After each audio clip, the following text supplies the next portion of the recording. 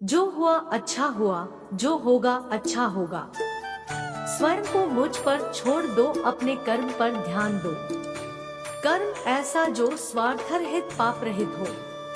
कृष्ण ने दुष्टों को भी अपनी गलती सुधारने का मौका दिया, क्योंकि वो किसी मनुष्य को नहीं, उसके अंदर के बुराई को मारना चाहते थे। संदेह की स्याही से संबंध के पृष्ठ पर कभी शुभ अंकित नहीं होता, इसलिए अपने मन के विचार और संबंधों का आधार दोनों ही शुभ रखें। मोहग्रस्त होकर अपने कर्तव्य पथ से हट जाना मूर्खता है, क्योंकि इससे ना तो तुम्हें स्वर्ग की प्राप्ति होगी और ना ही तुम्हारी कीर्ति बढ़ेगी। इस भौतिक संसार का यह नियम है, जो वस्तु उत्पन्न होती है, कुछ काल तक रहती है, अंत में लुप्त हो जाती है, चाहे वे शरीर हो या फल हो। यदि कोई व्यक्ति प्रेम से, भक्ति से पुष्प, फल, जल भी मुझ पर चढ़ा दे तो उसी भाव से उसे स्वीकार करता हूँ, वह मेरा प्रिय भक्त होता है। उससे मत डरो जो वास्तविक नहीं है, ना कभी था ना कभी होगा। जो वास्तविक है वो हमेशा था और उसे कभी नष्ट नहीं किया जा सकता। जीवन में आधे दुख इस कारण जन्म लेते हैं, क्योंकि हमारी आशाएं बड़ी होती है। इन आशाओं का त्याग करके देखो, जीवन में सुख ही सुख है। अपने परम भक्तों, जो हमेशा मेरा स्मरण या एक चित्त मन से मेरा पूजन करते हैं, मैं व्यक्तिगत रूप से उनके कल्याण का उत्तरदायित्व लेता हूँ। जन्म लेने वाले के लिए मृत्यु उतनी ही निश्चित है जितना कि मृत होने वाले के लिए जन्म लेना। इसलिए जो अपरिहार्य है उस पर शोक मत करो। श्री कृष्ण ने कहा है, अगर तुम्हें किसी ने दुखी किया है तो बुरा मत मानना। लोग उसी पेड़ पर पत्थर मारते हैं जिस पेड़ पर ज्यादा मीठे फल होते हैं।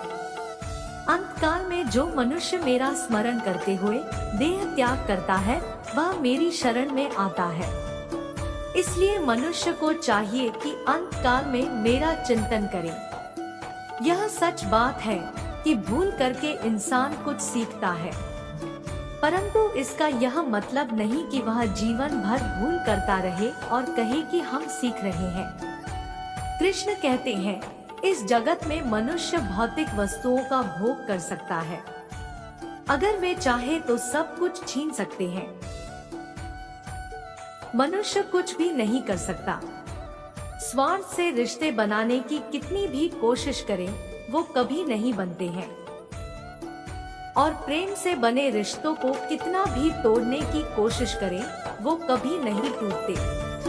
क्रोध से भ्रम पैदा होता है, भ्रम से बुद्धि व्यग्र होती है, जब बुद्धि व्यग्र होती है तब तर्क नष्ट हो जाता है, जब तर्क नष्ट होता है तब व्यक्ति का पतन हो जाता है।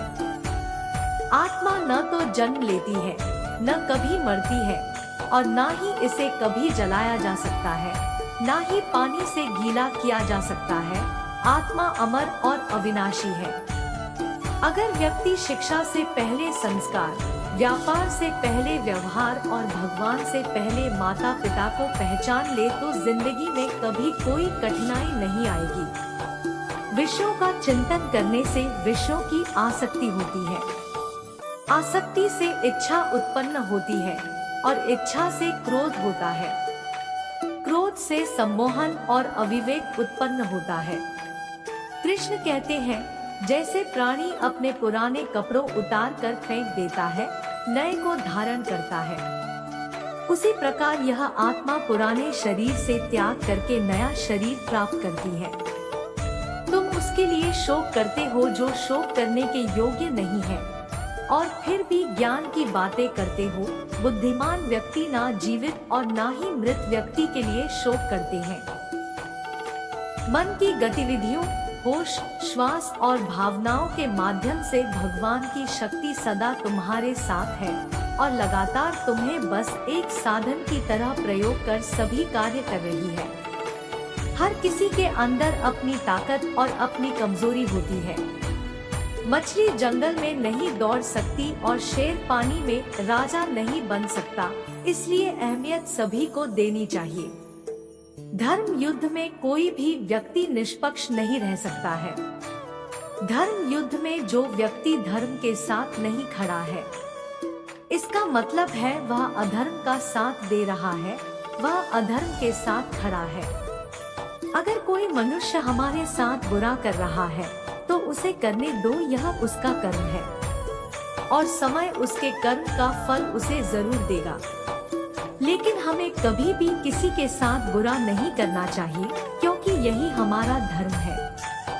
आत्मा पुराने शरीर को ठीक उसी तरह छोड़ देती है जैसे कि मनुष्य अपने पुराने कपड़ों को उतार कर नए कपड़े धारण कर लेता है।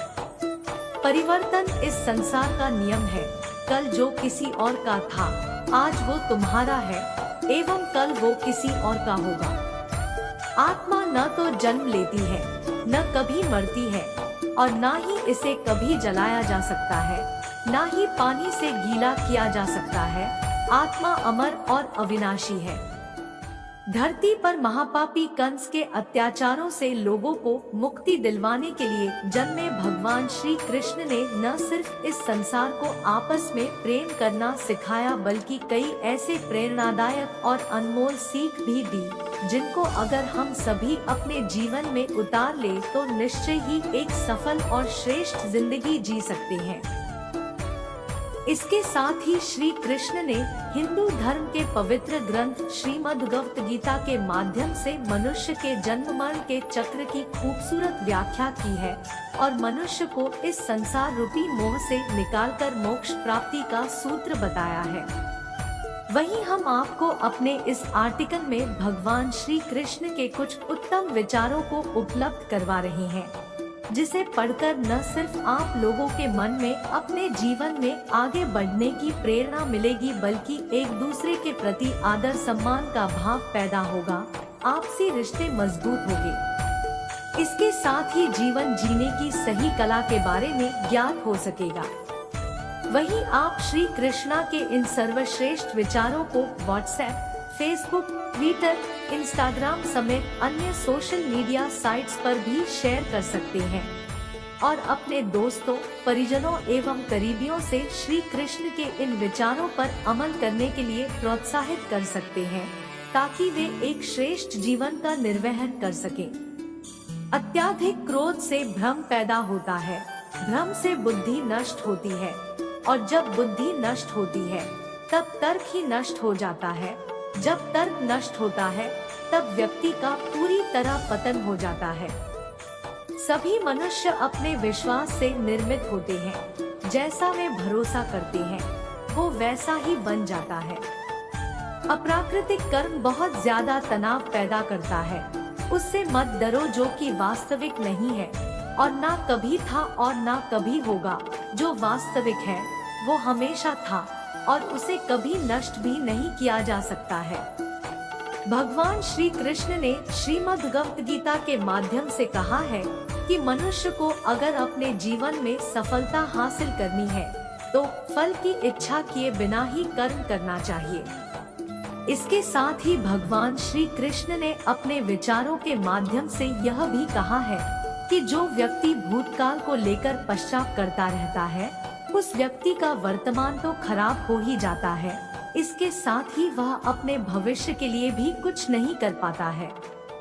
इसके अलावा भगवान श्री कृष्ण के कई ऐसे सर्वश्रेष्ठ सुविचार हैं जिन्हें अगर सही मायने में व्यक्ति अपने जीवन में उतार ले तो वह अपने जीवन के तमाम दुख और परेशानी से छुटकारा पाकर सुखमय जीवन जी सकता है।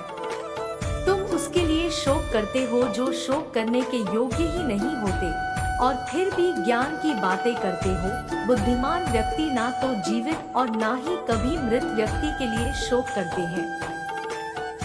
इंसान अपने विचारों से बनता है, जैसा वह सोचता है वैसा ही वह बनता है। मन की गतिविधियों, होश, श्वास और भावनाओं के माध्यम से भगवान की शक्ति सदा तुम्हारे साथ है और लगातार तुम्हें बस एक साधन की तरह प्रयोग कर सके सभी कार्य कर रही है।